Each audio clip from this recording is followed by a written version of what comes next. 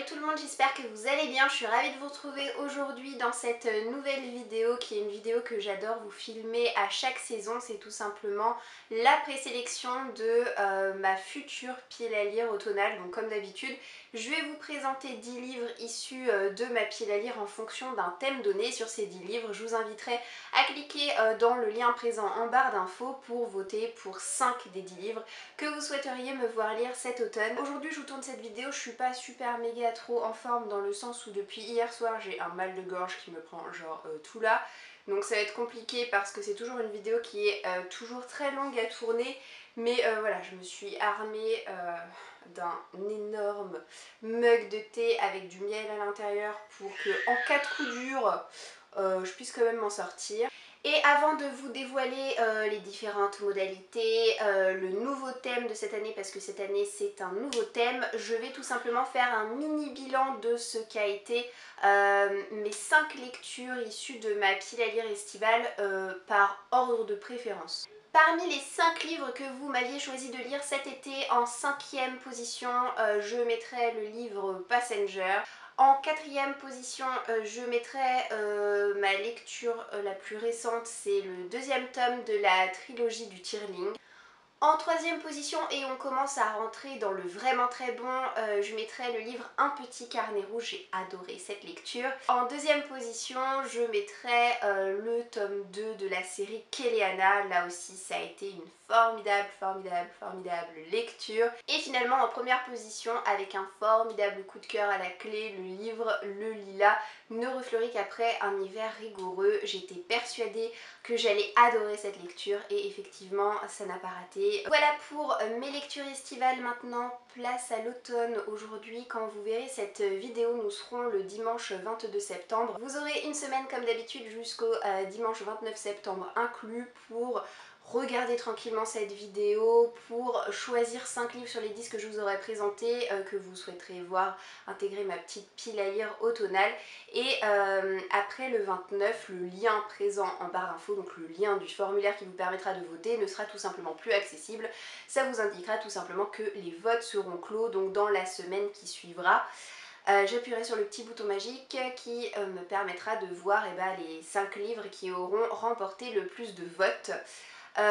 Voilà pour les petites modalités. Quant au thème de cette année, quel est-il? Alors si vous avez vu mon avant-dernière vidéo, vous devez savoir que cette année, pour la toute première fois, je participe au challenge de Gimose. Donc son challenge, c'est le Pumpkin Autumn Challenge, où il s'agit de lire des lectures un petit peu horrifiques, un petit peu inquiétantes, des lectures de science-fiction, des lectures d'urban fantasy, ce genre-là. Et en fait, tout ça, c'est le thème que j'utilise chaque année pour vous proposer des livres dans cette fameuse vidéo. J'avais pas envie de faire de doublons, j'avais pas envie de faire de redites, donc c'est la raison pour laquelle je me suis dit cette année je vais innover, je vais vous proposer un thème complètement différent. Et ce thème je l'ai trouvé quand même relativement facilement, donc je suis très contente, j'ai pas eu besoin de faire un brainstorming qui m'a duré des heures, non pas du tout. Du coup, le thème que je vous propose, c'est... T'es encore là toi? Il y a beaucoup de livres qui sont dans ma pile à lire depuis 4 ans, voire plus si affinité. Et je vais donc vous proposer aujourd'hui de choisir 5 livres parmi 10 qui sont très anciens dans ma pile à lire. Ces livres, je ne les ai pas choisis en fonction du critère de la date, c'est-à-dire que je ne suis pas allée vérifier la date d'achat à chaque fois sur Livre Addict.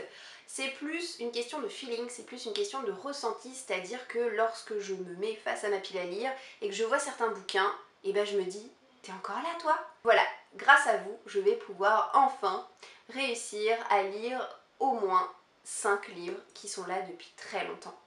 Alors le premier des 10 livres que je vous propose de me choisir, c'est le tome 2 de la trilogie Angel Fall. Donc c'est écrit par Suzanne E et ce tome 2 est sorti aux éditions PKJ. Donc le titre de ce tome 2 c'est L'Ultime Espoir. Il faut savoir que ma lecture du premier tome remonte à 2016. J'ai adoré le premier tome, je l'ai trouvé très sympathique parce qu'il réunit bon nombre d'ingrédients qui me plaisent lorsque je lis un livre. Déjà c'est un récit post-apocalyptique et ça vous le savez, ça me parle. C'est donc la fin du monde, mais c'est la fin du monde pourquoi? Parce que les anges sont descendus sur Terre pour ravager la Terre, pour mettre un terme à l'existence des hommes. Et notre héroïne qui s'appelle Penryn va voir sa petite sœur handicapée Paige se faire kidnapper par un ange.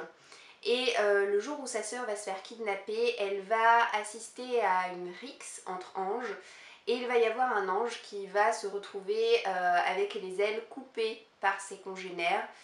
Et ils vont passer un pacte tous les deux, c'est-à-dire que lui, il va la protéger, elle, le temps qu'il la conduise à son nid pour qu'elle puisse retrouver sa sœur, tandis que lui, il ne veut que se venger. Voilà par rapport au résumé de cette histoire.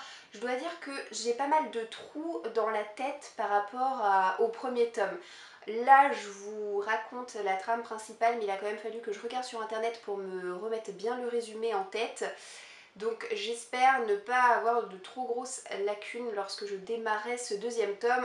Le deuxième livre que je vous propose de me choisir, c'est le livre Dysfonctionnel de Axel Sandre. Donc c'est un livre qui a été publié aux éditions Sarbacane. Ce livre, pour tout vous dire, j'ai bien failli le vendre il y a quelques semaines de ça, mais en fait j'ai une copine qui est venue à la maison, qui l'a vu dans ma bibliothèque et qui m'a dit « Quoi, tu l'as pas lu? Mais il est trop bien ce livre !»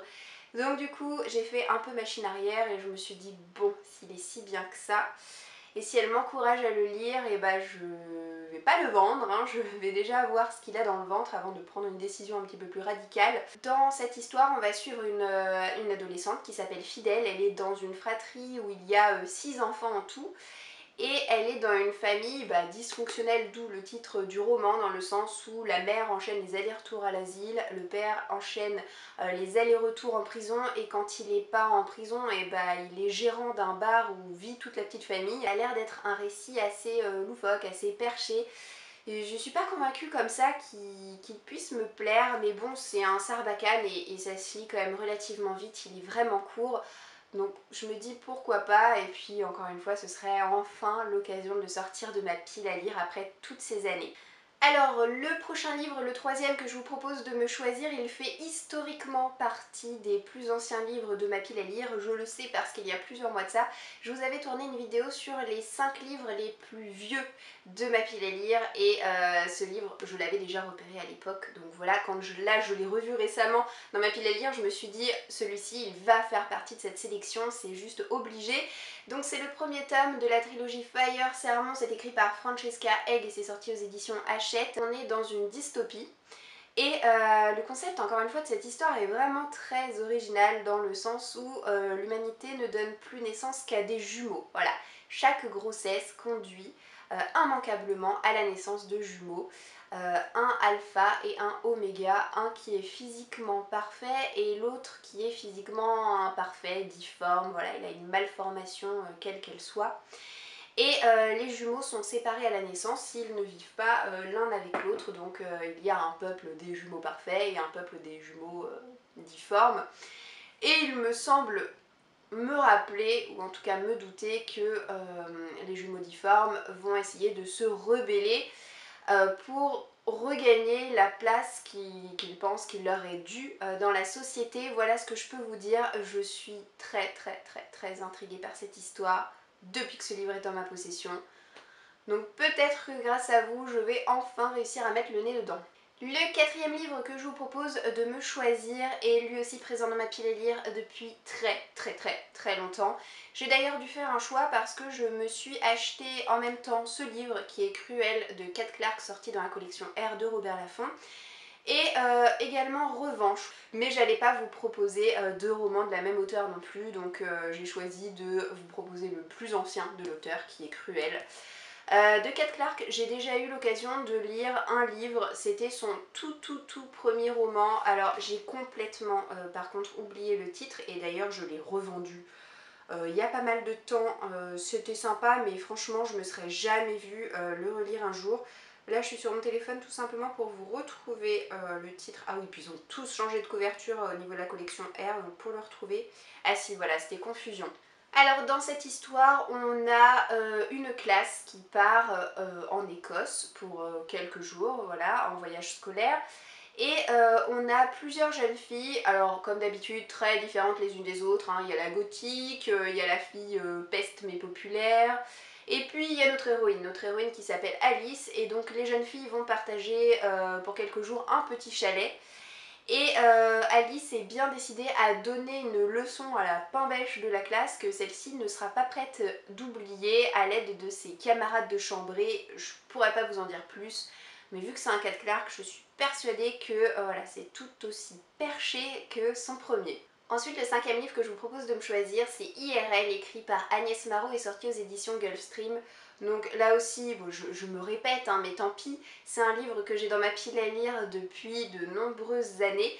En revanche, je sais très bien pourquoi celui-ci, je ne l'ai pas encore lu. C'est que le résumé me semble tellement chouette que je ne sais pas, au fond de moi, j'ai peur d'être déçue en lisant cette histoire, du coup je n'ose pas me lancer tout simplement.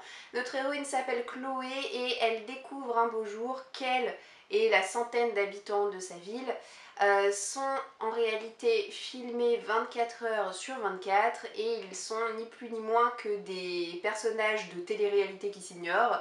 Ils sont l'objet de divertissement pour des milliards d'autres personnes et apprendre ça, c'est un peu particulier. En fait, quand je lis le résumé de cette histoire, j'ai beau savoir que du coup c'est une espèce de télé-réalité, je peux pas m'empêcher de penser aux Sims. C'est comme si en fait vous êtes un personnage, un simple personnage et que votre vie vous échappait totalement. Voilà, ça m'a l'air très fin, ça m'a l'air d'être assez psychologique comme histoire. Je pense que c'est clairement le type de bouquin qui te fait réfléchir sur un bon nombre de choses. Et bref, il me tente énormément et en même temps, vous l'aurez bien compris, j'ai peur de me lancer. Le 6e livre que je vous propose de me choisir, c'est un livre qui est dans ma pile à lire depuis, je sais pas, 5 ou 6 ans, quelque chose comme ça. Au moins 5 ans en tout cas. C'est le premier tome de la... Il me semble que c'est une trilogie, Marjane, écrit par Marie Pavelenko et sorti aux éditions PKJ. J'ai même le tome 2 dans ma pile à lire, mais en dépit du fait que j'ai le tome 2, bah, ça réussit pas à me motiver suffisamment pour sortir de moi-même le premier tome. Et pourtant c'est pas faute d'avoir essayé, puisque je crois que je vous ai déjà proposé le premier tome dans une ancienne pile à lire, il y a quelques années de ça. Pareil, une pile à lire saisonnière, une pile à lire participative, mais elle n'avait pas été choisie à l'époque et du coup je ne l'ai jamais lu. Bref, voilà, je n'arrête pas de me trouver des excuses, ce livre je n'y arrive pas. Et pourtant, il a l'air vraiment sympa, c'est un livre fantastique. Cette histoire se déroule à Paris et on va rencontrer Marjane qui est donc notre héroïne, elle est une nine. Donc une nine c'est un autre nom qui veut tout simplement désigner le fait qu'elle est un vampire et elle va assister à un tragique accident. Enfin, est-ce qu'on peut appeler ça un accident? Je ne pense pas, mais en tout cas elle va assister à une scène tragique chez elle qui va faire en sorte qu'elle va prendre la fuite et ce faisant, elle va découvrir sur son chemin bon nombre de créatures fantastiques. En fait, il y a d'un côté le Paris des humains et de l'autre côté il y a une dimension parallèle avec le Paris peuplé de créatures comme des gargouilles. Son univers a l'air vraiment très chouette. Mais voilà, ce livre, en tout cas, je n'ai pas encore réussi à le lire et il fait partie de ces nombreux livres où je me dis, t'es encore là toi? Le 7e livre que je vous propose de me choisir, c'est le premier tome de la trilogie Partials de Dan Wells. Donc moi je l'ai en version poche, aux éditions Le Livre de Poche. Pour tout vous dire, j'ai la trilogie complète depuis 2015 et voilà, on est fin 2019, je n'ai encore réussi à lire aucun tome, c'est la honte. Il s'agit d'une dystopie qui pourtant me tente énormément. Dans cette histoire, on découvre les Partials, qui sont des êtres mi-humains, mi-robots, et il y a eu une guerre énorme entre les Partials et les humains qui a décimé des milliards et des milliards et des milliards de personnes. Et depuis la fin de la guerre, il y a un virus qui a émergé, qui s'appelle le RM, et qui tue les gens très rapidement, c'est-à-dire que désormais à chaque naissance, le nouveau-né a une espérance de vie de quelques minutes. Voilà, donc c'est sûr que dans ces conditions, la planète est en voie d'extinction, ou plutôt les humains sont en voie d'extinction. Et on a donc notre héroïne qui est une jeune interne en médecine et qui cherche à tout prix à solutionner cette épidémie, à trouver une solution à ce problème, et pour ça elle va chercher du côté du camp des Partials qui ont l'air d'être naturellement immunisés par rapport à cette épidémie. Donc elle va tout simplement prendre la décision d'infiltrer le camp ennemi pour voir un petit peu de quelle manière ils réussissent à se prémunir face à ce virus. Ça a l'air génial, les notes sont excellentes pour les 3 tomes de cette trilogie. Voilà, encore une fois, je ne sais pas ce que j'attends, mais en tout cas, j'ai l'air d'attendre et d'attendre encore, donc j'espère que grâce à vous, j'attendrai plus longtemps avant de réussir enfin à lire ce livre. J'ai du public. Bonjour. Salut mon Pierre. Coucou. Bon attends, je vais lui mettre encore du rouge à lèvres. Puis je vais lui filer mes microbes. C'est pas top ça. Tu venais juste faire un petit coucou? Ok, coucou. Voilà. Je crois que la même année, je me suis acheté ce livre, hein, je pense. Il me semble que c'était en 2015. Quoi qu'il en soit, le 8e livre que je vous propose de me choisir pour intégrer ma pile à lire automnale, c'est Inhuman de Kate Falls. Alors ce livre, je l'ai aux éditions Milan. Je ne sais pas si c'est un one-shot. Mais en tout cas, si c'est un premier tome de série, et ben la suite n'a jamais été sortie en français. Donc si vous connaissez cette histoire, n'hésitez pas à me dire en commentaire pour ma culture, pour mon information, si c'est un one-shot ou si c'est le premier tome d'une série. C'est un récit post-apocalyptique avec aussi une histoire de virus. C'est-à-dire qu'il faut vous imaginer un mur. D'un côté, vous avez un groupe d'humains qui a été contaminé par un virus qui les a transformés en animaux. Et de l'autre côté du mur, et ben, vous avez des humains qui sont sains, qui n'ont pas été contaminés. Notre héroïne s'appelle Lane. Elle est obligée d'aller de l'autre côté du mur pour infiltrer les humains contaminés dans le but de prendre une photo. Pour qui? Pourquoi? Je ne sais pas. Il me semble que c'est pour assurer la survie de son père, mais vraiment je n'en sais pas plus. C'est un livre qui a des notes excellentes. Je crois qu'il a 17,5 de moyenne sur Livre Addict, donc c'est une très bonne moyenne. Voilà, je suis d'autant plus curieuse de le découvrir et je ne sais absolument pas pourquoi depuis tout ce temps il est resté dans ma pile à lire. On commence à approcher de la fin de cette vidéo. Le 9e livre que je vous propose de me choisir, c'est un livre écrit par Anne Granger, sorti aux éditions 10-18. C'est le premier tome de la série Lizzie Martin. C'est un intérêt particulier pour les morts. C'est une série qui fonctionne bien. C'est une série policière et historique qui comporte, il me semble, 7 tomes. Mais c'est une ambiance qui me tente beaucoup parce qu'on est à Londres, on est dans une ambiance typiquement victorienne. Et on a notre héroïne qui s'appelle Lizzie qui va accepter un emploi comme dame de compagnie pour une riche veuve. Elle remplace en fait la précédente dame de compagnie de cette vieille femme, qui vient d'être retrouvée, il me semble, étranglée dans la rue. Donc Lizzie va décider de mener l'enquête parce qu'elle est très curieuse de nature, mais elle va pas mener l'enquête seule, elle va mener l'enquête en compagnie de son ami d'enfance qui entre-temps est devenu inspecteur. Et en fait, chaque tome de cette série va porter sur une enquête différente portée par ce duo.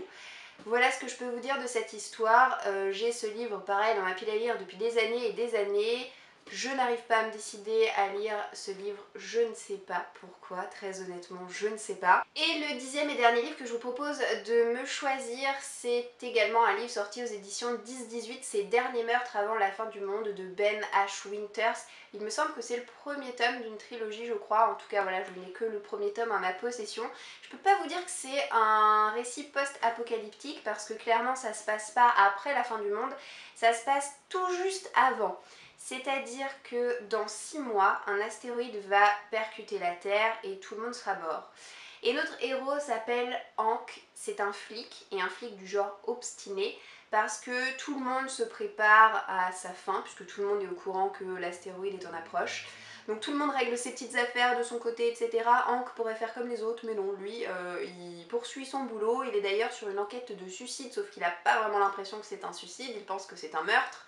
Donc il va enquêter là-dessus à l'approche de ce fameux astéroïde. Ça a l'air assez barge, ça a l'air assez décalé comme histoire. J'aime beaucoup le point de départ en tout cas du récit. Et pareil, je l'ai depuis, je je sais pas combien de temps dans ma pile à lire et à chaque fois que je le vois je me dis mais t'es encore là toi. Ça y est, j'ai fait le tour. Voilà donc les 10 romans que je vous propose pour cette présélection automnale. Donc voilà, je vous laisse faire votre petit choix, m'en choisir non pas un, non pas 6, non pas 12, il n'y en a pas 12 de toute façon, mais vraiment jouez le jeu s'il vous plaît et sélectionnez-en 5. Comme je vous l'ai dit, je vous laisse jusqu'au 29 pour faire votre choix, pour regarder cette vidéo, etc. Quoi qu'il en soit, j'espère que cette vidéo vous aura quand même un tant soit peu plu. Je vous souhaite de passer une très bonne journée et je vous dis à bientôt dans une prochaine vidéo. Ciao ciao!